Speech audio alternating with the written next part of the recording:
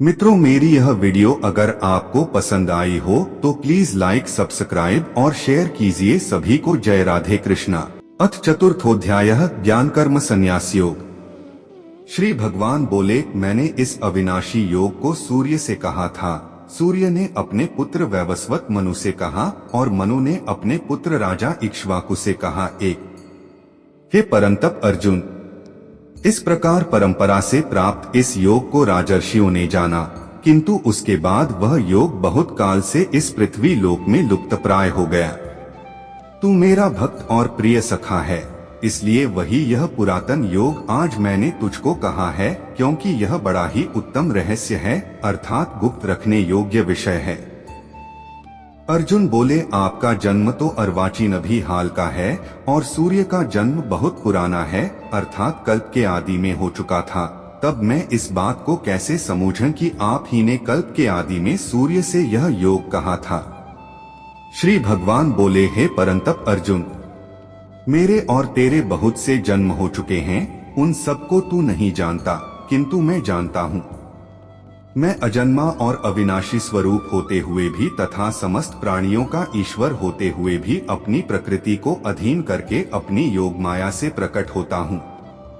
हे भारत, जब जब धर्म की हानि और अधर्म की वृद्धि होती है, तब तब ही मैं अपने रूप को रचता हूँ, अर्थात साकार रूप से लोगों के सम्मुख प्रकट होता हूँ।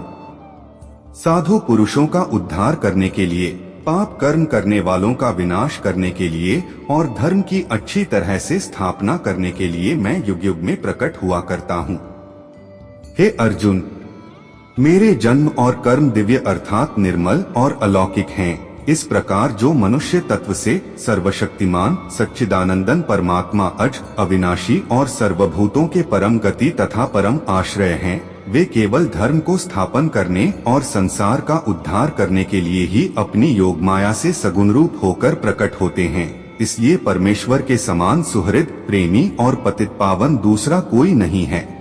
ऐसा समझकर जो पुरुष परमेश्वर का अनन्य प्रेम से निरंतर चिंतन करता हुआ आसक्तिरहित संसार में बरतता है, वही उनको तत्व से जानता है, जान लेता है।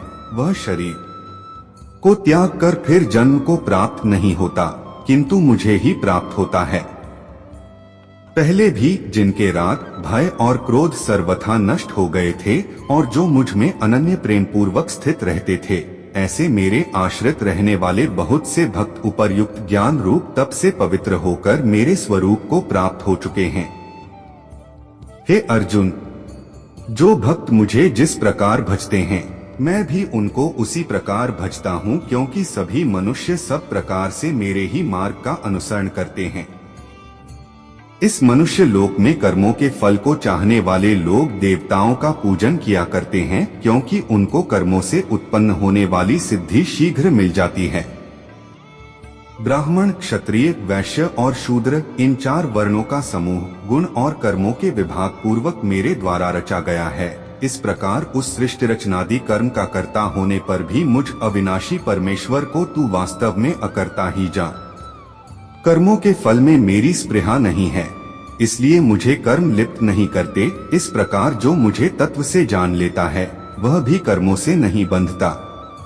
पूर्व काल में मुमुक्षुओं ने भी इस प्रकार जानकर ही कर्म किए हैं, इसलिए तू भी पूर्वजों द्वारा सदा से किए जाने वाले कर्मों को ही कर।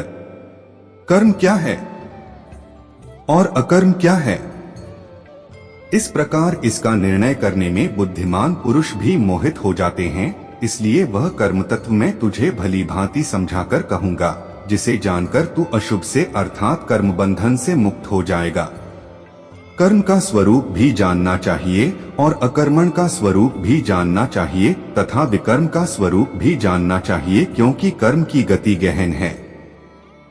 जो मनुष्य कर्म में अकर्म देखता है और जो अकर्म में कर्म देखता है, वह मनुष्य में बुद्धिमान है और वह योगी समस्त कर्मों को करने वाला है। जिसके संपूर्ण शास्त्र सम्मत कर्म बिना कामना और संकल्प के होते हैं तथा जिसके समस्त कर्म ज्ञान रूप अग्नि द्वारा भस्म हो गए हैं, उस महापुरुष को ज्ञानी जन भी पंडित कहते हैं। जो पुरुष समस्त कर्मों में और उनके फल में आसक्ति का सर्वथा त्याग करके संसार के आश्रय से रहित हो गया है, और परमात्मा में नित्य तृप्त है, वह कर्मों में भली भांति बरतता हुआ भी वास्तव में कुछ भी नहीं करता। जिसका अंतःकरण और इंद्रियों सहित शरीर जीता हुआ है और जिसने समस्त भोगों की सामग्री का परित्याग कर दिया है, ऐसा आशारहित पुरुष केवल शरीर संबंधी कर्म करता हुआ भी पापों को नहीं प्राप्त होता। जो बिना इच्छा के अपने आप प्राप्त हुए पदार्थ में सदा संतुष्ट रहता है, जिसमें ईर्ष्या का सर्वथा अभाव हो गया हो, जो हर्ष शोक आदि द्वंद्वों से सर्वथा अतीत हो गया है, ऐसा सिद्धि और असिद्धि में सम रहने वाला कर्मयोगी कर्म करता हुआ भी उनसे नहीं बंधता। जिसकी आसक्ति सर्वथा नष्ट हो गई है, जो देहाभिमान और ममता से रहित हो गया है, जिसका चित्त निरंतर परमात्मा के ज्ञान में स्थित रहता है, ऐसा केवल यज्ञ संपादन के लिए कर्म करने वाले मनुष्य के संपूर्ण कर्म भली भांति विलीन हो जाते हैं। जिस यज्ञ में अर्पण अर्थात श्रुवा आदि भी ब्रह्मा है और हवन किए जाने योग्य द्रव्य भी ब्रह्मा है तथा ब्रह्मरूप कर्ता द्वारा ब्रह्मरूप अग्नि में आहुति देना रूप क्रिया भी ब्रह्मा है, उस ब्रह्म कर्म में स्थित रहने वाले योगी द्वारा प्राप्त किए जाने योग्य फल भी ब्रह्मा ही हैं। दूसरे योगी जन देवताओं के पूजन रूप यज्ञ का ही भली भांति अनुष्ठान किया करते हैं और अन्य योगी जन परब्रह्म परमात्मा रूप अग्नि में अभेद दर्शन रूप यज्ञ द्वारा ही आत्मरूप यज्ञ का हवन किया करते हैं। परब्रह्म परमात्मा में ज्ञान द्वारा एक ही भाव से स्थित होना ही ब्रह्मरूप अग्नि में यज्ञ द्वारा यज्ञ को हवन करना है।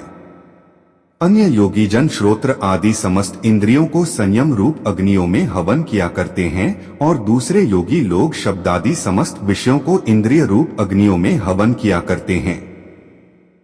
दूसरे योगी जन इंद्रियों की संपूर्ण क्रियाओं और प्राणों की समस्त क्रियाओं को ज्ञान से प्रकाशित आत्म संयम योग रूप अग्नि में हवन किया करते हैं। सच्चिदानंद घन परमात्मा के सिवाय अन्य किसी का भी न चिंतन करना ही उन सबका हवन करना है। कई पुरुष द्रव्य संबंधी यज्ञ करने वाले हैं, कितने ही तपस्या रूप यज्ञ करने वाले हैं तथा दूसरे कितने ही योग रूप यज्ञ करने वाले हैं, कितने ही अहिंसादि तीक्ष्ण व्रतों से युक्त यत्नशील पुरुष स्वाध्याय रूप ज्ञान यज्ञ करने वाले हैं। दूसरे कितने ही योगी जन अपान वायु में प्राणवायु को हवन करते हैं, वैसे ही अन्य योगी जन प्राणवायु में अपान वायु को हवन करते हैं तथा अन्य कितने ही नियमित आहार वाले प्राणायाम परायण पुरुष प्राण और अपान की गति को रोककर प्राणों को प्राणों में ही हवन किया करते हैं। ये सभी साधक यज्ञों द्वारा पापों का नाश कर देने वाले और यज्ञों को जानने वाले। हे कुरुश्रेष्ठ अर्जुन, यज्ञ से बचे हुए अमृत का अनुभव करने वाले योगी जन सनातन परब्रह्म परमात्मा को प्राप्त होते हैं और यज्ञ न करने वाले पुरुष के लिए तो यह मनुष्य लोक भी सुखदायक नहीं है, फिर परलोक कैसे सुखदायक हो सकता है। इसी प्रकार और भी बहुत तरह के यज्ञ वेद की वाणी में विस्तार से कहे गए हैं, उन सबको तू मन इंद्रिय और शरीर की क्रिया द्वारा संपन्न होने वाले जान। इस प्रकार तत्व से जानकर उनके अनुष्ठान द्वारा तू कर्म बंधन से सर्वथा मुक्त हो। हे परंतप अर्जुन, द्रव्यमय यज्ञ की अपेक्षा ज्ञान यज्ञ अत्यंत श्रेष्ठ है तथा यावन मात्र संपूर्ण कर्म ज्ञान में समाप्त हो जाते।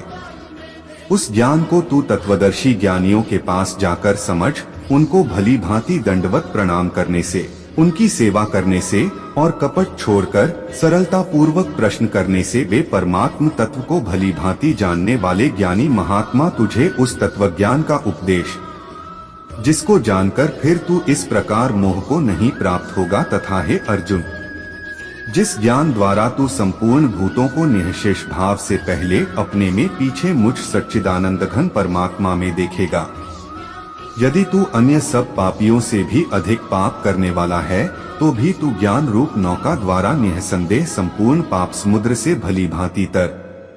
क्योंकि हे अर्जुन, जैसे प्रज्वलित अग्नि ईंधनों को भस्ममय कर देता है, वैसे ही ज्ञान रूप अग्नि संपूर्ण कर्मों को भस्ममय कर देता। इस संसार में ज्ञान के समान पवित्र करने वाला निःसंदेह कुछ भी नहीं है। उस ज्ञान को कितने ही काल से कर्मयोग द्वारा शुद्धांतःकरण हुआ मनुष्य अपने आप ही आत्मा में पा लेता।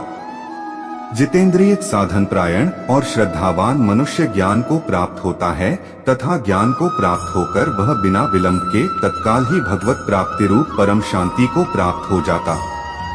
विवेकहीन और श्रद्धारहित संशयुक्त मनुष्य परमार्थ से अवश्य भ्रष्ट हो जाता है। ऐसे संशयुक्त मनुष्य के लिए न यह लोक है, न परलोक है और न सुख ही। हे धनंजय, जिसने कर्मयोग की विधि से समस्त कर्मों का परमात्मा में अर्पण कर दिया है और जिसने विवेक द्वारा समस्त संशयों का नाश कर दिया है, ऐसे वश में किए हुए अंतःकरण वाले पुरुष को कर्म नहीं। इसलिए हे भरतवंशी अर्जुन, तू हृदय में स्थित इस अज्ञान जनित अपने संशय का विवेक ज्ञान रूप तलवार द्वारा छेदन करके समत्वरूप कर्मयोग में स्थित हो जा और युद्ध के लिए खड़ा हो। मित्रों, मेरी यह वीडियो अगर आपको पसंद आई हो तो प्लीज लाइक, सब्सक्राइब और शेयर कीजिए। सभी को जय राधे कृष्णा।